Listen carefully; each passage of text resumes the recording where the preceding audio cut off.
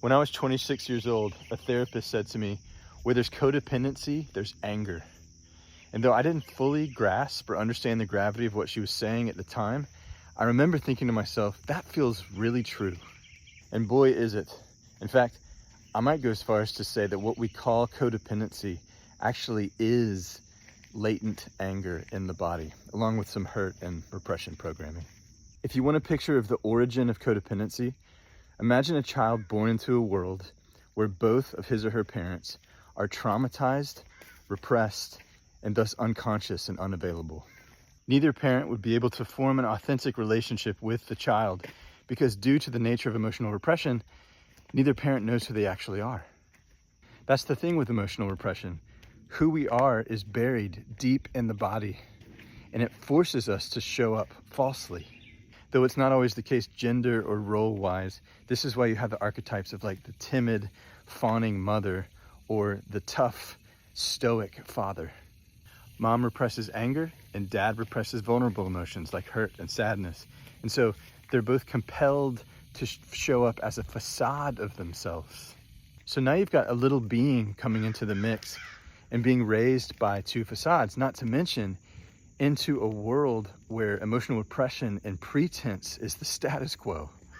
So now, even though we're not conscious enough for it to be a choice, typically, there's a choice to make between attachment or going along with the program and with the pretense and with the facade, or authenticity.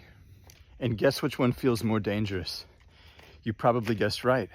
And so most people choose attachment because most people have a need for protection and safety and love, even at their own expense. Now, imagine how much anger about the state of things has to be repressed and pushed down in order to stay attached and get needs met. Can you see how we're moving towards what codependency is here? It's a compulsion to repress ourselves and our emotions and suffer in order to stay safe and to get love. And by the way, this codependency, aka the compulsion to suffer in order to get needs met, shows up in two different ways. If you know the attachment styles, it's anxious attachment or avoidant attachment. Anxious attachment says, I need to move towards the facades or any mom and dad surrogates. And the avoidant says, I have to move away from them. But either way, you're still dependent on and at the mercy of other people.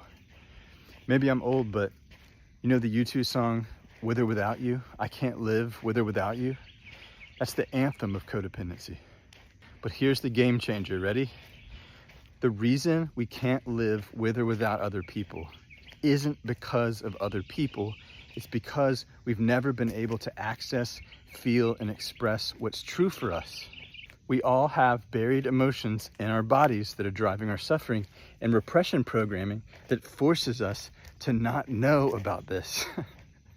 Or if it gets bad enough where we have to start noticing that something's wrong, we call it things like depression, anxiety, addiction, chronic pain, codependency.